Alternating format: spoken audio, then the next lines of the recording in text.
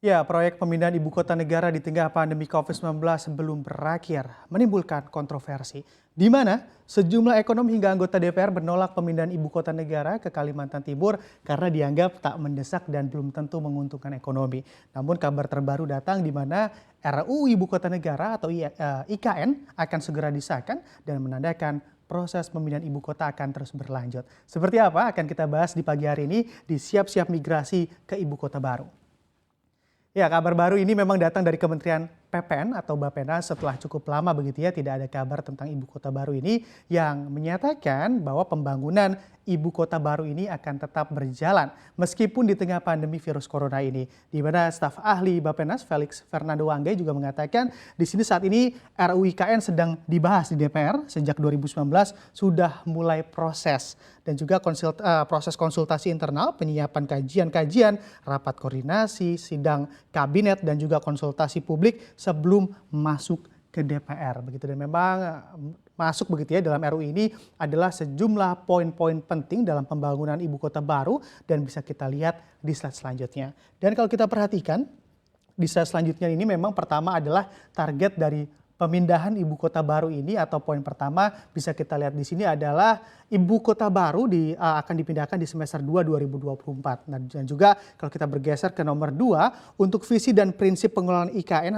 ataupun ibu kota negara, memang di sini kota paling berkelanjutan di dunia targetnya ataupun poin-poinnya. Dan yang ketiga, cakupan wilayah IKN sebesar 256.000 hektar dan di sini terbagi IKN 56.000 hektar untuk ibu kota negara dan juga kawasan pengembangan IKN sebesar 199.000 hektar luasnya. Dan yang keempat untuk rencana induk IKN adalah persiapan lalu pembangunan dan juga pemindahan IKN itu sendiri.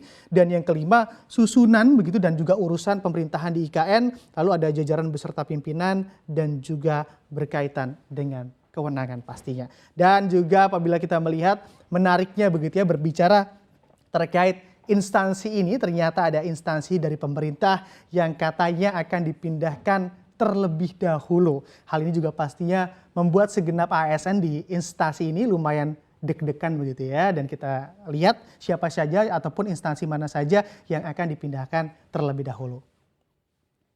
Ya, kalau kita perhatikan di sini ataupun lihat begitu ya dari informasi yang dipublikasikan terdapat ada kementerian yang akan dipindahkan terlebih dahulu. Yang pertama adalah Kementerian Dalam Negeri atau Mendagri, kemudian ada juga yang kedua Kementerian Luar Negeri begitu yang juga akan dipindahkan. Lalu juga ada Kementerian Pertahanan dan juga ada di bawah kepemimpinan dari Bapak Prabowo Subianto. Dengan perpindahan ini meliputi dua hal begitu ya pastinya.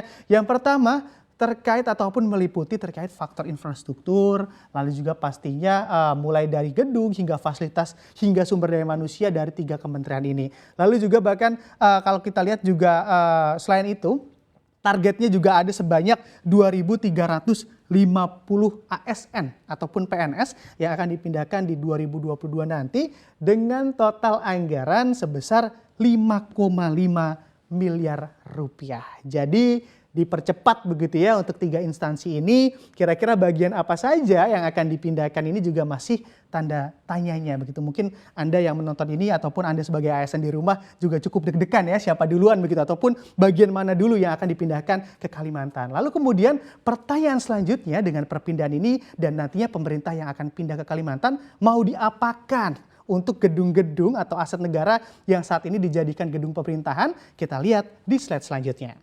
Nah, untuk kita lihat di sini memang bisa diartikan ataupun menjawab hal ini Dirjen Pengelolaan Barang Milik Negara Kemenq Bapak Encep Sudarwan begitu memang mengatakan nantinya aset-aset negara yang ada di ibu kota ini akan disewakan ataupun menjadi hak sewa begitu ya.